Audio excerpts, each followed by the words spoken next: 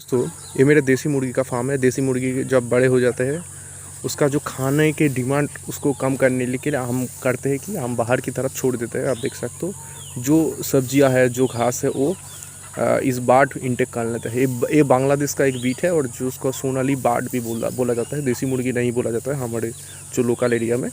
तो वो अगर आप फार्मिंग करते हो तो आप बाहर की तरफ खाने को कम इस्तेमाल करके जो फीड होता है उसको हम इस्तेमाल करके आप ऐसे घास का भी इस्तेमाल कर सकते हो जो आपका फीड का जो खर्चा है वो बहुत ही कम कर देगा।